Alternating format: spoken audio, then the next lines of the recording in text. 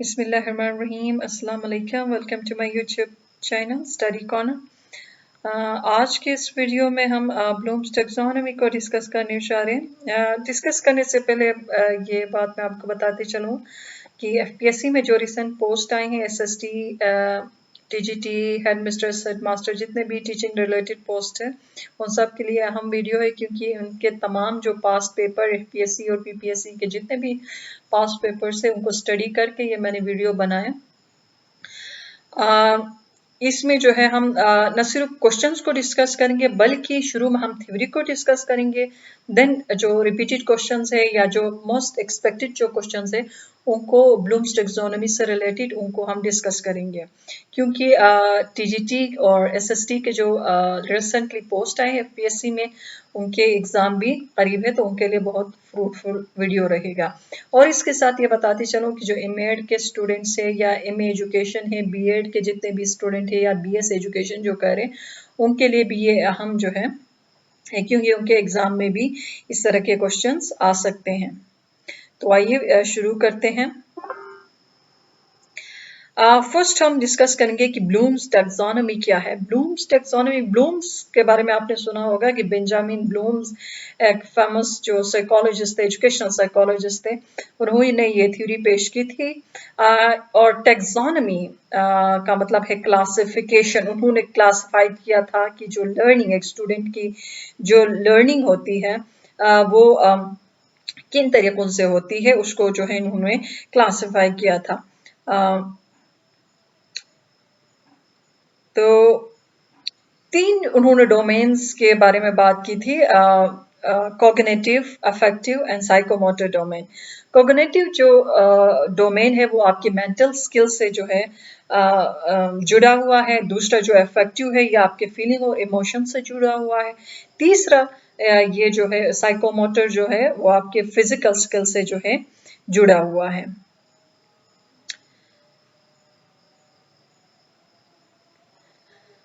Cognitive domain को अगर हम डिस्कस करें तो उसमें ये कि 1956 में इसको बेंजामिन ब्लूम्स ने इसको पेश किया था। लेटर 2001 में उसको जो है फिर रिवाइज किया था।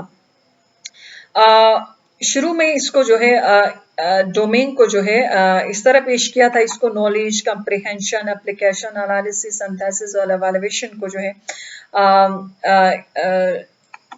जो है डिस्क्राइब किया था। नॉलेज जो है मींस की लोवेस्ट लेवल है लर्निंग का, और उन्होंने ये नाउन फॉर्म को जो उन्होंने वर्ब में जो है चेंज किया था। नॉलेज को उन्होंने रिमेंबर्ड का नाम दिया, कंप्रिहेंशन को अंडरस्टैंडिंग का नाम दिया, एप्लीकेशन को अप्लाई का नाम दिया, एनालिसिस को एनालाइज का नाम दिया, सिंथेसिस। यहाँ पे एक चीज नोट कीजिएगा कि आपको पेपर में भी इस तरह आ सकता है कि जो हाईएस्ट फॉर्म ऑफ जो मींस कि आपके कॉग्निटिव डोमेन के अंदर जो हाईएस्ट फॉर्म है वो आपको यहाँ पे शुरू में 56 में एवेल्युएशन था, तो यहाँ पे जो है उसको चेंज करके 2001 में रिवाइज करके क्रिएट का जो है नाम दिया गया है। तो आपने जो इसमें कंफ्यूज नहीं होना है, जब आपको जो है ये कहेंगे कि हाईएस्ट जो फॉर्म कौन सा, लेवल कौन सा है, तो आपने जो है क्रिएट लिखना है, क्योंकि उसको जो है उन्होंने चेंज किया था। और एवेल्युएशन को जो है उन्होंने सेकंड पे जो है डाला था, और सिंथेसिस को जो है क्रिएट का नाम दिया गया था। इसको आपने जहन में रखना है। तो वन बाय वन यहाँ से डिस्कस करते हैं। नॉलेज मीन्स की क्या है जी? Knowledge actually this involve the ability to recall information. ठीक है जी। Suppose taxonomy of educational objective was presented in 1956. ये आपके पास आपकी नॉलेज में बात आ गई। ठीक है जी। अब इसके मतलब फर्दर इसके डोमेन्स को आप समझेंगे तो ये कंप्रिहेंशन में आएगा या अंडरस्टैंडिंग में आएगा, मीन्स कि उस चीज को आप समझ गए। देन है आपके पास एप्लीकेशन। एप्लीकेशन जब आप अपनी क्लास के अंदर इस चीज को आप प्रैक्टिस करेंगे तो ये आपका जो है एप्लीकेशन होगा। ठीक है जी। देन आपके पास है एनालिसिस। एनालिसिस मींस कि किसी चीज को खोल देना, ब्रेक कर देना। The ability to differentiate facts and opinions is called analysis. तो सपोज मैं आपको एक एग्जांपल दे देती हूँ कि आप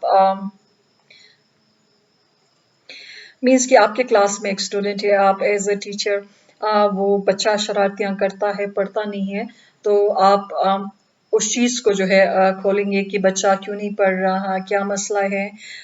तो ये आपका एनालिसिस है, किसी भी मसले को खोल कर देखना, ब्रेक कर देना एनालिसिस कहलाता है। देन आपके पास है सिंथेसिस। सिंथेसिस मीन्स कि जोड़ना, एनालिसिस खोल देना और सिंथेसिस आपका है छोड़ देना।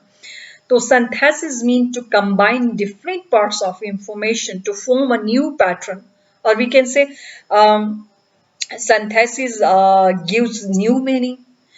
For example, आप एक स्पोर्ट्स के कोच हैं, you will make new plans to win match, ठीक है जी, कि हमने मैच को कैसे विन करना है, you will make new plans, it's called the synthesis.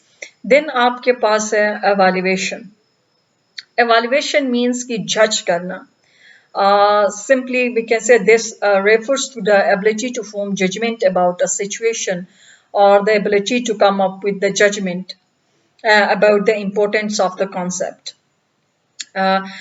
Simple से एक मिसाल लेते हैं. Suppose a painter decide which color to use a painting. Or we can say a businessman select the most efficient way of selling the products. It's called the evaluation. It's very simple. Then आपके पास से affective domain. Affective domain ये आपके feeling से जुड़ा हुआ होता है। इसमें भी आपको पेपर में इस तरह के सवाल आ सकते हैं। मीन्स कि शुरू वाला जो डोमेन है आपके पास कॉग्निटिव डोमेन, यहाँ से आपको बहुत सारे क्वेश्चंस आ सकते हैं, ठीक है जी। उसको हम लास्ट में हम डिस्कस करेंगे। जो लास्ट 2 डोमेन्स है, अफेक्टिव और साइकोमोटर डोमेन जो है, इससे ज़्यादा आपसे पूछे नहीं जाएंगे। यहाँ से जो आपको जो सवाल पूछ सकते हैं कि अफेक्टिव डोमेन के अंदर हाईएस्ट जो लेवल कौन सा है, कैरेक्टराइजेशन है, लोवेस्ट कौन सा है, रिसीविंग है, इस तरह की जो है आपको क्वेश्चंस आ सकते हैं। देन आपके पास लास्ट में जो है साइकोमोटर डोमेन है। साइकोमोटर डोमेन आपकी जो है मेंटल जो स्किल्स, फिजिकल जो आपके स्किल्स हैं उससे जुड़ा हुआ है। तो इसमें भी यही आपसे सवाल पूछ सकते हैं कि मीन्स कि हाईएस्ट लेवल इसमें कौन सा है और लोवेस्ट लेवल जो है कौन सा है, ये आपसे जो है सवाल एग्जाम में पूछ सकते हैं। अच्छा जी, तो क्वेश्चंस की तरफ आते हैं कि मीन्स कि ब्लूम्स टेक्सोनॉमी में कौन से क्वेश्चंस इम्पोर्टेंट है जो आपके लिए आ सकते हैं। Bloom's taxonomy is a set of dash learning domains. ये पिछले पेपर्स में भी रिपीट हुआ है। कितने जी डोमेन्स है हमने अभी अभी डिस्कस किया, 2 है, 3 है, 4 है, 5 है। तो मीन्स कि आपके पास 3 डोमेन्स है। वो 3 डोमेन्स कौन से हैं आपके पास? 3 डोमेन्स आपके पास cognitive, affective and psychomotor domain. जी, तो नेक्स्ट आपके पास क्वेश्चन है, which of the following is a domain of learning? कौन सा जी? एक्सपीरियंशियल है, अफेक्टिव है, स्पिरिचुअल है या प्रोफेशनल है? तो वेरी सिंपल, एक्सपीरियंशियल हमने कुछ नहीं पढ़ा, स्पिरिचुअल के बारे में हमने नहीं पढ़ा, प्रोफेशनल के बारे में नहीं पढ़ा।